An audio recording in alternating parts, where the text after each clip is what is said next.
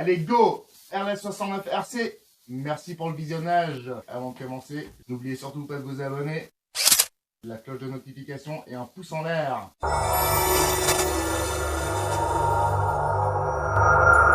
Aujourd'hui, une petite séquence un peu spéciale pour nous faire un peu de changement par rapport au vol. Voilà. Donc, je suis avec mon camarade, le Dr Vincenzo. Vous le voyez en personne. Normalement, vous le voyez derrière sa barbe et ses lunettes de soleil sur le terrain. Et aujourd'hui, je le remercie parce qu'il m'accueille dans son atelier pour me montrer son futur projet. C'est un avion 3D avec une motorisation 30 cm3. 26 exactement pour celui-là. 26 cm3 exactement. Donc je te remercie, Vincent. Mais de rien, avec grand plaisir. L'accueil, et ça fera un peu de divertissement pour tous ceux qui sont intéressés au modèle thermique et qui souhaitent voir comment on monte un moteur. Il y a mille et une façons de le faire. Hein. Après, voilà, je montre mes combines à moi. Il y en a différentes. Il y a des systèmes de fixation nylon que j'avais avec le kit. Pour moi, je pense que ça va très bien aller. Il y a des fixations qui sont avec du métal, des rallonges et autres, mais c'est déjà bien ce qu'ils fournissent dans le kit d'origine.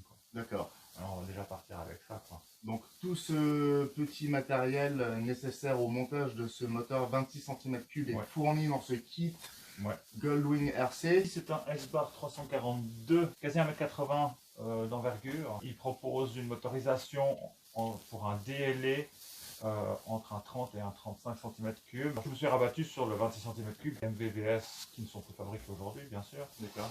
Mais j'ai trouvé une occasion qui n'était pas trop chère, qui représente presque un 30 cm3 niveau poids et taille.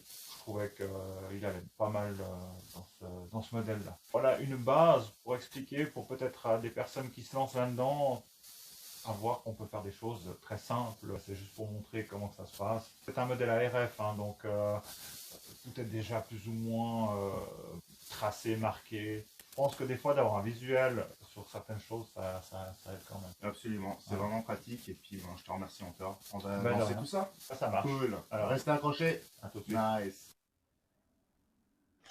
Alors voilà, donc je reviens sur mes cales que je vous ai présentés avant. Donc c'est des cales d'origine de chez Goldwing en nylon. J'ai déjà percé les trous pour mon moteur, donc ce sera certainement différent pour vous si vous avez un autre moteur.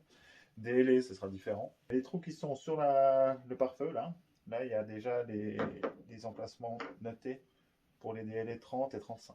Donc, voilà. Donc moi, ce que je vais poser sur cet avion, c'est le MVVS 26 cm3 que j'ai acheté d'occasion. Quand on veut monter son moteur sur son avion, il faut déjà voir que ça passe. Voilà. Donc ce qu'on fait, c'est que on prend le museau.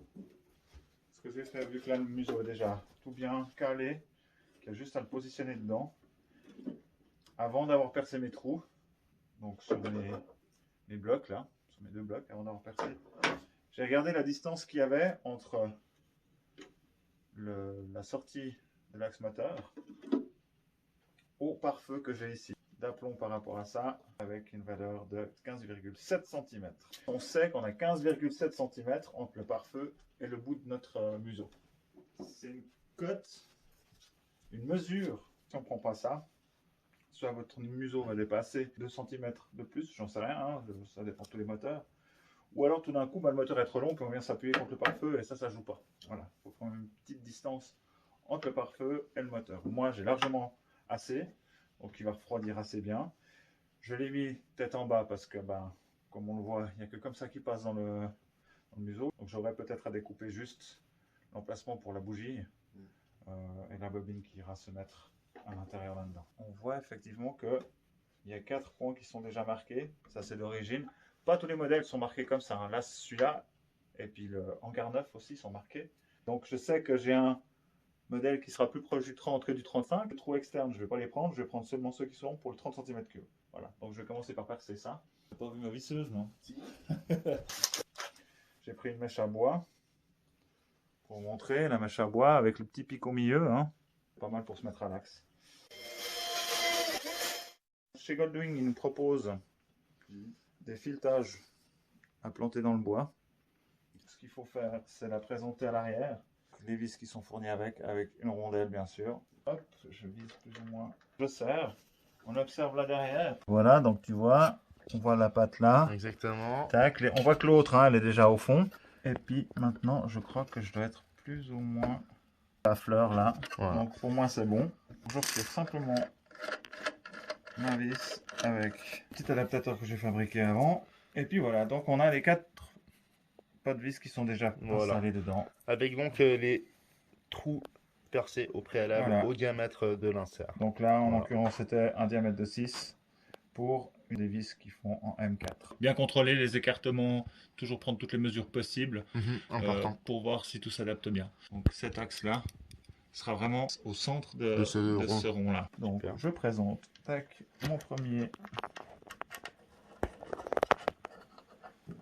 filetage, au moins traverser toute la pièce qu'on a posée, effectivement, que ça traverse le tout quoi. Il faut que ça traverse, vous avez ainsi une sécurité. Par exemple sur le big lift que j'ai monté, quand j'ai fait mon support moteur, j'ai fait traverser la vis non seulement à ça, mais j'ai encore laissé dépasser d'1 centimètre en intérieur. Excellent. Et par sécurité, j'ai mis encore des boulons de nil stop. Alors comme on discutait tout à l'heure, on vous a montré ces lignes qui étaient imprimées dans le bois. Exact.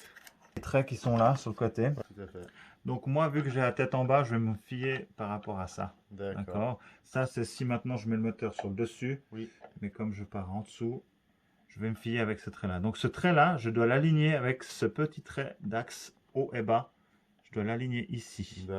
J'ai mis des boulons, ceux qui sont fournis avec, je m'aperçois qu'ils sont quand même un peu courts. Je tâcherai de les changer, mais il faut que j'en commande. Le plateau dépasse de 4 mm de plus que le museau lui-même. Il y a beaucoup d'anticipation dans les constructions, les assemblages. Pensez suffisamment tôt à la distance que vous aurez entre le plateau du cône d'hélice et le museau. Il y a des frottements qui peuvent se faire si on est trop proche. J'ai opté pour une hélice carbone.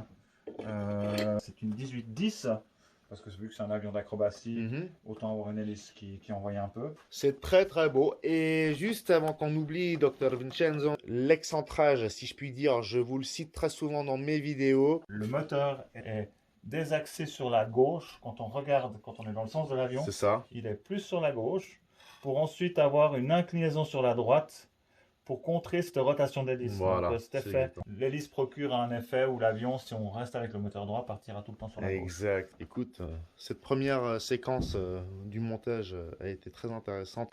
Il y a encore des petits détails à venir, beaucoup de petits détails importants. Oui, voilà. Step by step, on va faire ce montage moteur.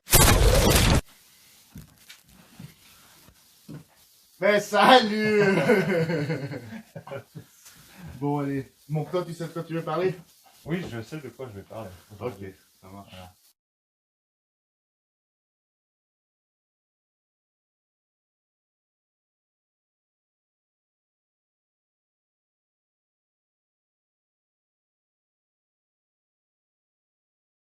On a interrompu la phase moteur et donc pour l'instant on va se concentrer sur l'élévateur, la profondeur. Raconte-nous un petit peu s'il te plaît. Pour fixer la profondeur, on va aller avec des charnières qui sont en nylon, comme celle-ci, et avec des guignols en carbone. C'est aussi dans le kit d'origine. On va commencer par placer les charnières. Moi j'ai déjà fixé ma profondeur, hein. Donc, elle est collée avec la 2 composants à l'intérieur du fuselage. Il y a un renfort qui est prévu à cet effet. Donc prenez de la 60 minutes, pas de la 4 minutes, parce que vous n'aurez jamais le temps d'enfiler le tout et puis placer correctement votre profondeur. Donc ça c'est une partie. Les emplacements sont déjà faits. Je place mes 3 premières charnières aux endroits prévus pour.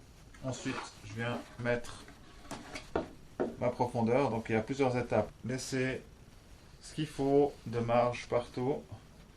Voilà, donc là je laisse un petit espace ici. Je mets une petite colle de 2 mm. Je sais que c'est là que ça va être le mieux. Donc du coup, je la laisse redescendre. Je peux enlever ma colle, zoom, et je vais faire des petits repères à l'axe de la charnière à chaque fois. Comme ça, je sais exactement au moment où je mets la colle où c'est qu'elle va tomber. Il faut faire sur les 2 parties. Hein. Une fois que ça c'est fait, je ressors le tout. Je vire mes charnières, zoom. Voilà, ça c'était la première phase. On va faire l'installation pour le guignol. C'est ce qui va permettre de brancher votre cerveau dessus. Via les Avec tringles. les tringleries, ouais, exactement. Donc voilà, ça c'est du carbone. C'est aussi fourni avec, comme je disais avant. Sympa ça, la petite pièce là. Hein, ça a l'air bien robuste. Ouais, ils sont costauds, mais il faut bien les poser par contre. Il faut pas faire n'importe quoi. D'accord.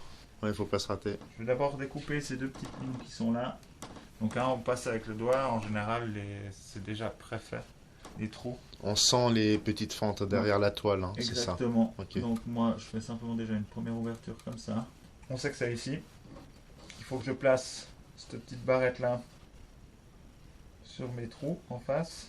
Zoom. Donc on la positionne bien par rapport à la fente.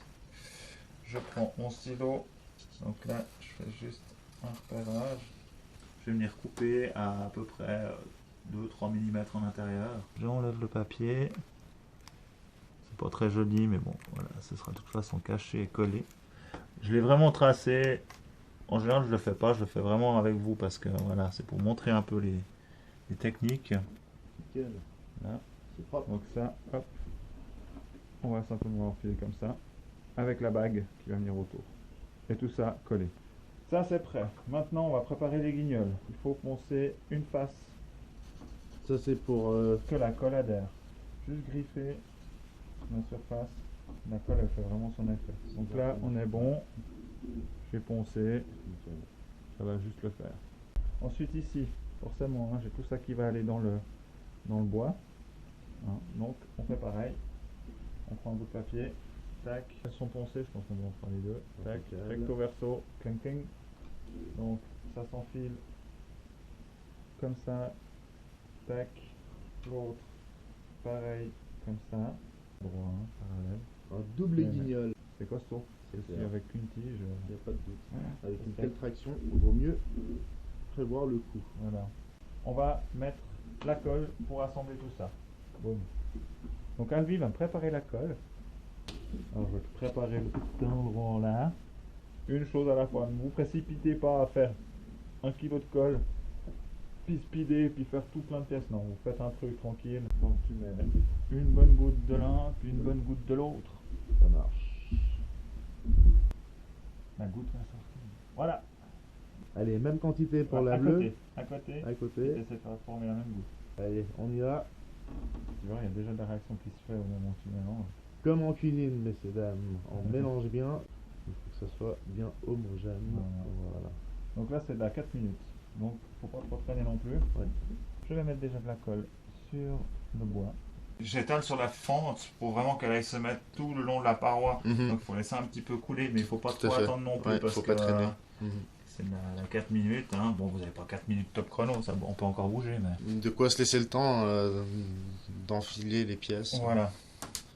Donc, toujours, alors la face qu'on a poncée, hein, bien la mettre directement Face à sur la la bonne colle. face. On va essayer de glisser ça dedans. Je fais des allers-retours pour qu'il y en ait un peu partout. On voit que la colle se met gentiment sur les parois. Donc là je refais pareil que de l'autre côté. Voilà. Ce qui est important aussi quand vous posez des guignols sur une dérive et tout, c'est que l'axe des trous soit toujours à l'axe de la cassure ici. Les trous sont à l'axe de ça. Pour avoir le plus de souplesse possible sur la surface de contrôle. Exactement. Je vais poser une chape dessus directement pour garder l'écartement, que ce soit parallèle un maximum. Je sais que c'est ces chapes là qui vont venir. Et on laisse la colle agir. Donc c'est pas le même système que la colle de contact. On laisse la pièce dedans. Tu la prépares, tu l'appliques C'est ça. et tu plugues dedans. Alors du coup je mets une petite lingette et puis j'enlève les traces qu'il peut y avoir. Ça enlève encore mes traits noirs. Donc maintenant ça je laisse tirer, puis on fera la même chose avec ça, mais je vais aussi vous montrer le 3 trucs. Donc comme je vous ai montré avant, je fais mes petits repérages qui sont là. Tac, mes petits traits. Avant de commencer à mettre de la colle ou quoi que ce soit, il faut préparer les charnières. Donc comme avant pour les petites pièces en carbone, il faut aussi poncer les surfaces pour que ça adhère bien. C'est juste pour les griffer. Maintenant, le but c'est de les engager dans les fissures et de coller le tout. tu vas me refaire un peu de colle. Yes. Ça joue pour toi? Ça joue pour moi. Allez.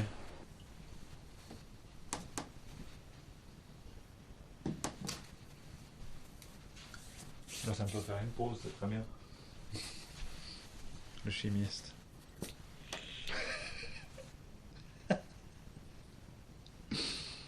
C'est comme la crème gentille que pas dire. Non, tu Bon. touilles, tu touilles, tu touilles. Toutouille. Eh, tu touilles. On toutouille, on est toutouille. Homogénéité. C'est important. Vous pourrez nous dire dans les commentaires si jamais comment est-ce que vous trouvez Calvi pour sa colle, si vous trouvez que c'est bien, s'il doit peaufiner peut-être son geste ou Ouais, parce que alors là, si vous avez des techniques pour c'est un gros tas de bouse. pour mais faire de- c'est bien mélangé. les gars. Donnez-nous des conseils pour mélanger la colle. Voilà, cher messieurs. Parfait, merci. Votre potion est prête. Je prends un petit peu de BD40. C'est une petite combine qu'un de mes collègues m'a donnée justement. N'en mettez pas sur toute la surface, hein. Faites en sorte d'avoir une goutte qui passe en moins sur la charnière. Voilà, vous la mettez comme ça. Et vous mettez une toute petite goutte. Voilà. Une petite goutte. J'essuie quand même le surplus là. Tac, voilà. C'est histoire qu'il y ait un peu de gras. Donc maintenant, je prends ma charnière qui est là. Zoom, je mets la colle vraiment sur le bout de la charnière. Et vous allez voir, ça va faire une espèce de petit bourrelet. Ouais. Voilà. Qu'il faut essuyer. Donc de nouveau, le surplus, je laisse termine. Donc maintenant, on va refixer la profondeur. Vu que c'est assez, on a laissé la colle sécher, c'est bon. Je refais un petit mélange. Cette fois, c'est moi parce que Alvi mélange mal. Donc j'ai mis ma colle sur les 3 charnières. Je glisse la combine ici. Tac, donc de nouveau, là j'ai mis mon truc. Je remets ma colle. Tac, pour vraiment équilibrer le tout. Bien plaquer tout ça. Là, ça a l'air d'être bon. Vous pouvez nettoyer les surplus de colle. C'est le même procédé pour la dérive. Ça fonctionne très bien. Ça va nickel. Tac. Et puis les ailes, ce sera pareil. Donc voilà, c'est une technique. Si vous avez d'autres techniques tout d'un coup à proposer, volontiers si vous laissez des petits commentaires, hein, nous montrer, nous expliquer comment est-ce que vous faites, ou est-ce que vous avez des idées ou autres, on est ouvert. Hein. N'hésitez pas à nous mettre des petits commentaires pour savoir où c'est qu'on peut aller et ce qu'on peut faire. Donc voilà pour la partie arrière. C'est collé, ça on l'a laissé tirer un petit moment. Donc là je me suis permis d'installer le palonnier. Avec la tringlerie et tout, les palonniers que j'avais d'origine qui sont là. Je vais les changer, je vais mettre des plus longs. Parce que j'ai pas beaucoup de débattement pour ce modèle. Je vais commander et poser la prochaine fois les bons palonniers qui sont là. Autrement la tringlerie, ça va nickel. Je pense que la petite chose que je vais faire encore, après c'est moi personnellement, mais je pense que je vais mettre une petite vis à chaque charnière. Mais je le ferai depuis dessous pour encore sécuriser les charnières. On sera sûr au moins que tout ça tiendra en place. Merci beaucoup encore. Ça, c'est une belle étape de fête. Et puis, on se réjouit de la prochaine séquence. Alors voilà, j'ai changé les vis. J'ai mis du M5. Un peu plus gros quand même et un peu plus long. Plus solide forcément.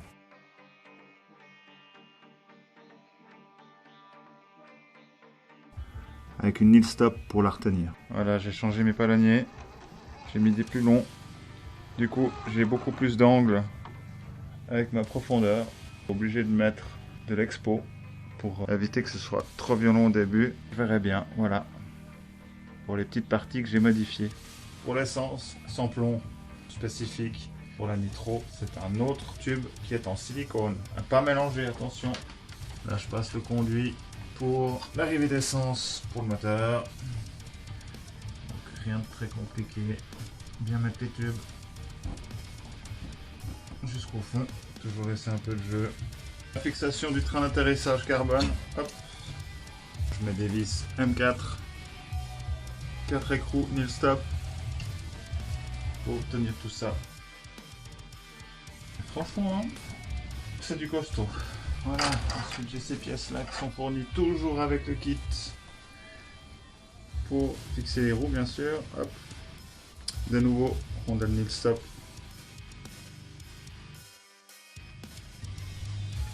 Voilà, c'est la première fois que je vais mettre des pantalons, enfin je sais pas comment vous appelez ça vous, mais je mets ma roue. Hop. Je suis pas mal au milieu là. Là, je mets les deux vis. Oh, ben, ça a l'air d'être pas mal du tout même. Bon, ben voilà. Et ben je découvre avec vous là cette fois. Allez, je refais pareil de l'autre côté.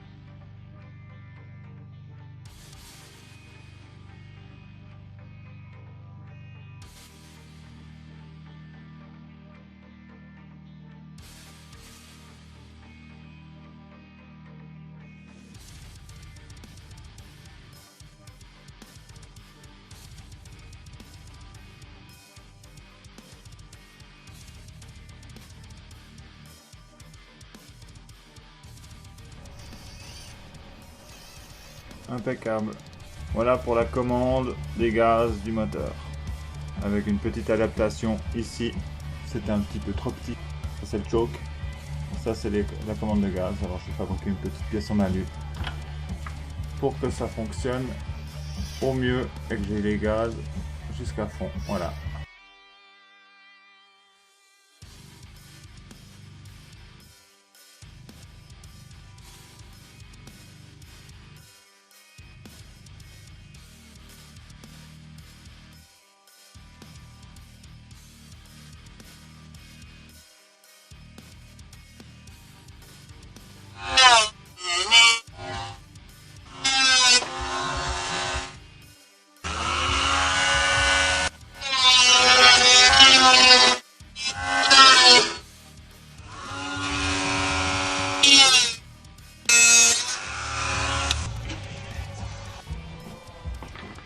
Un petit peu d'huile, je mets sur le doigt pour les joints que je vais appliquer sur la face. J'ai découpé des joints au laser parce que les joints qui étaient d'origine sont morts.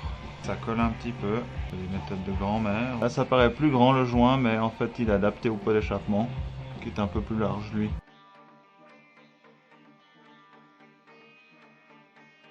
Je le pointe de chaque côté, comme ça je suis sûr que ça bouge plus.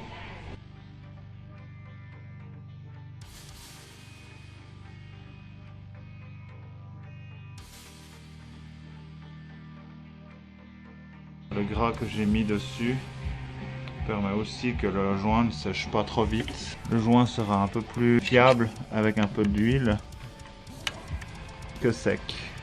Et puis ça devrait aller. Un échappement tout neuf de chez EME. Donc j'ai dû voir un peu le son qui va sortir de cet engin. Un petit peu la visite de l'échappement, on voit pas beaucoup, qui est coincé là-dedans. Un coup de flexible. Voilà, il s'adapte parfait, j'ai rien eu besoin de faire, aucune adaptation. Il a épousé la forme de ce moteur impeccablement bien. La sortie est ici. Voilà, pour les petites modifs moteur. Bon bah cette fois voilà, retouche, j'ai fait mes découpes là et ça passe nickel.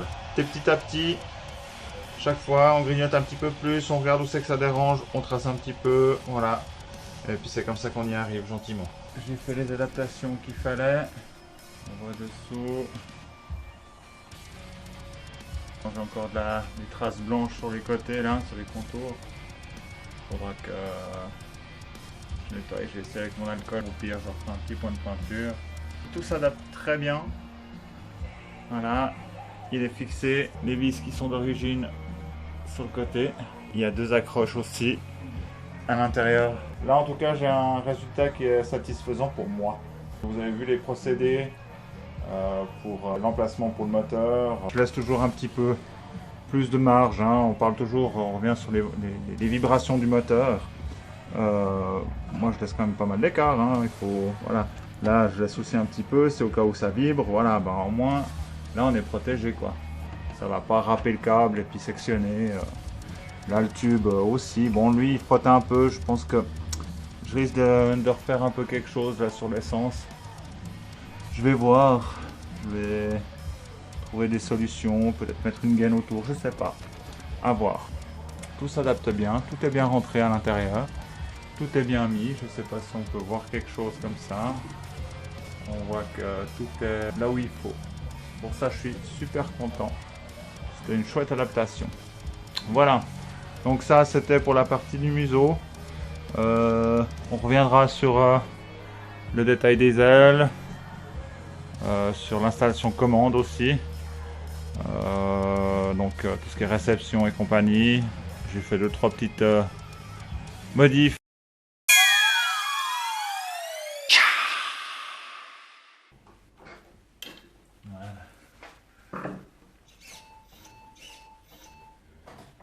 Ok, bon bah voilà, l'essence, la tuyauterie, j'ai tout contrôlé. Donc là on va faire les tests moteurs, je vais essayer de démarrer cet engin.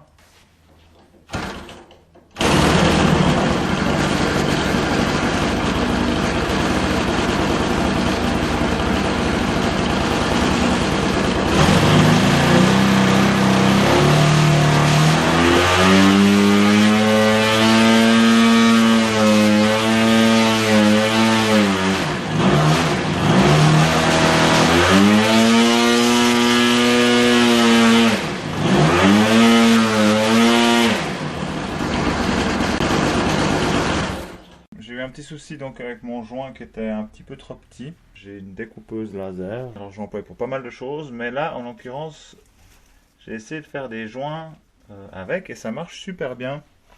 Alors je vous montre, je vous fais juste une petite démonstration comment je fais les joints. Alors je vais envoyer le programme. Je vous montre la vitesse où ça va quand même, c'est assez dingue.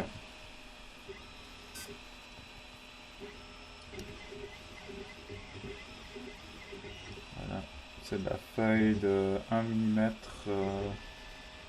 je crois. Feuille de joint hein, spécifique. Voilà, je suis obligé de faire 2 passes pour qu'il soit complètement découpé. Voilà.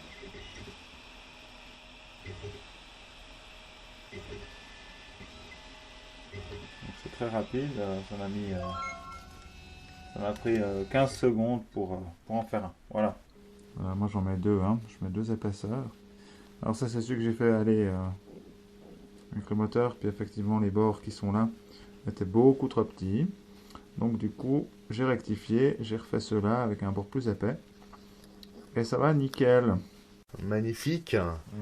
Ça a pris forme entre temps. Nous sommes quelques jours plus tard. Le temps de tout bien installer. Tout ça c'est très beau. Alors, je ne sais pas si j'avais montré la partie essence, j'avais fait la tuyauterie. J'ai rajouté un petit accessoire qui n'était pas fourni avec le kit, que j'ai dû rajouter. C'est la trappe à essence, voilà. J'ai pris un bout de tube et une trappe à essence, voilà. On peut voir chez Cusa. Ça fait propre, c'est fini. On fait le plein, on range le tube, il n'y a pas de petit état qui dépasse. Ensuite, j'ai installé le kill switch. Donc ça, c'est, si je ne me trompe pas, Rexel qui le fabrique, qui fait pas mal de pièces électroniques pour les moteurs, de ce que j'ai pu comprendre. Donc voilà, ça c'est cette petite boîte qui est contrôlée par mon récepteur pour faire la coupure moteur. J'ai installé cette pièce, j'ai fabriqué avec l'impression 3D un boîtier pour pouvoir le coincer dedans. Je peux couper à n'importe quel moment mon moteur en plein vol, ce qui n'est pas le but, mais on ne sait jamais s'il arrive un pépin. Ensuite, j'ai fait la partie batterie pour réception et l'allumage du moteur. Donc de nouveau j'ai imprimé un petit boîtier ici pour pouvoir plugger mes accus dedans avec un velcro, petite mousse pour protéger un peu, toujours les vibrations. Je trouve très pratique. Donc là j'ai calé mes accus par rapport au CG de l'avion. Donc c'est là vraiment la dernière partie que j'ai placée pour pouvoir avoir un CG au plus juste et pour éviter d'y mettre du plomb. Okay. Parce que je suis pas un... J'aime pas mettre de plomb, tout simplement. Si on peut éviter, voilà. Il y a des moments où on n'a pas le choix. Là, j'avais le choix. J'ai placé mes batteries comme ça. Ça va très bien. On est sur le pot d'échappement. Alors je sais, ça chauffe, mais c'est pas une catastrophe. Je l'ai fait tourner, pas de souci. Ça chauffe pas trop, j'ai laissé un espace, ça ventile. Ensuite, de nouveau, on passe sur la partie du récepteur. Donc j'ai opté pour un Spectrum, vu que je suis en Spectrum, pour un AR8010T, donc télémétrie embarquée. J'ai le niveau batterie, je sais exactement où c'est que j'en suis avec mes accus et l'état de vol de l'avion.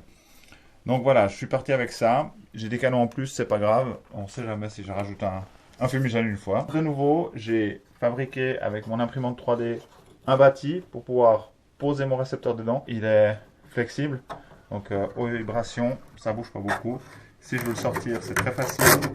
Je tire mon velcro, je sors mon récepteur et il est nickel. Voilà. Une petite chose que j'aime bien faire. Un système bec parce que tous mes cerveaux sont en 7,4 volts. Vu que c'est du high-tech. J'ai fait exprès pour avoir un peu plus de punch, vu que c'est un avion un peu d'acrobatie.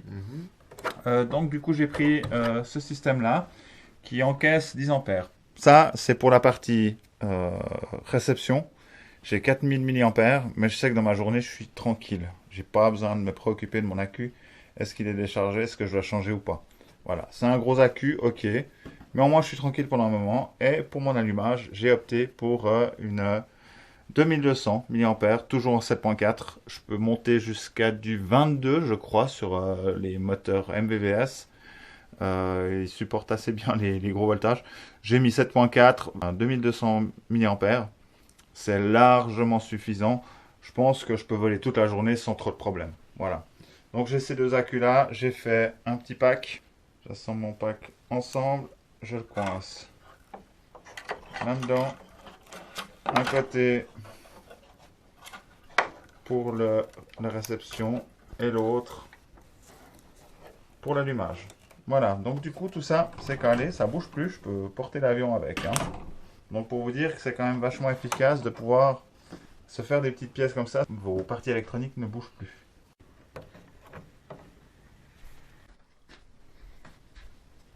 J'ai installé l'interrupteur ici, pof. Donc voilà, on a tout le système qui est alimenté. Je vais juste vous montrer le kill switch que j'ai installé avec l'allumage, pour ceux qui ne connaissent pas. Là j'ai la coupure de gaz, donc là si je bouge... Voilà. Là maintenant j'ai l'allumage sur mon moteur, donc j'ai mon gaz qui fonctionne correctement. Là ça veut dire que j'ai mon alimentation, c'est ok, et l'autre a clignoté quelques moments pour me dire c'est bon, il reçoit l'allumage, mais il se coupe au bout d'un moment. Par contre, s'il clignote, c'est qu'il n'y a plus assez de batterie. Donc comme ça, je suis toujours au courant de l'état de mes batteries. Donc je coupe parce que je ne vais pas vous le faire démarrer ici. Voilà. Donc ça, c'est pour la partie électronique du moteur. J'ai le palonnier, je ne sais pas si je vous l'ai montré. Donc pour la direction de la dérive, j'ai les câbles qui sont croisés à l'intérieur parce que dans l'autre sens, ça ne passait pas. Si je les mettais parallèles, ça ne passait pas. J'ai dû les faire croiser. Mais c'est pas un problème, ça fonctionne la même chose. Ça répond très bien, le centre revient très bien aussi. Voilà. Donc ça c'était pour la partie électronique. D'ailleurs avec la télémétrie, on peut avoir l'état de la batterie. Donc c'est un truc que j'aime bien. On sait exactement où c'est qu'on en est. Donc tension du RX, il met 6,3 volts. Là j'ai peut-être les batteries qui sont un peu déchargées, je suis à 74%. Fonctionne super bien. Alors là je vais vous montrer aussi pour la partie du dessous. J'ai fabriqué une pièce, voilà, que j'ai imprimé de nouveau pour ventiler mon pot d'échappement. Donc ça ventile toujours très bien là-dedans parce que l'air rentre ici et ressort là. Donc j'ai pas de point de chauffe, ça fonctionne très bien. Voilà, ça c'est un petite bricole par mes soins. Tu as donc toute la ligne d'échappement qui traverse. Voilà là-dessous, et puis c'est une sortie arrière, donc magnifique. elle sort là. Ça salit un peu le dessous de l'avion, mais c'est pas trop catastrophique. Voilà. Pour les ailes, j'ai dû quand même bien retendre la toile. Il y a encore des coins, je vois les bulles qui sont revenues. Elles étaient bien détendues, donc j'ai dû passer un coup de fer partout. Là, le principe pour les cerveaux, c'était exactement la même chose que pour la profondeur qu'on vous a présenté tout à l'heure. Les cerveaux, au lieu d'être sur le côté, ben, ils sont sur le dessous. Voilà, j'ai mis juste des barres un tout petit peu plus grandes ici, enfin un diamètre un peu plus gros. C'est personnel. Les autres auraient très bien été. Mais le procédé pour ici, c'est la même chose qu'au début. J'ai mis aussi des palonniers plus longs parce que je me suis aperçu que effectivement, il n'y avait pas assez de débattement avec ceux que j'avais. Donc j'ai repris ça, des pilotes qui vont très bien. C'est du 10 kg aussi.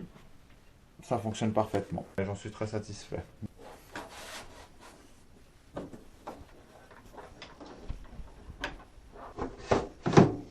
Voilà, ça s'emboîte vraiment parfaitement, quoi.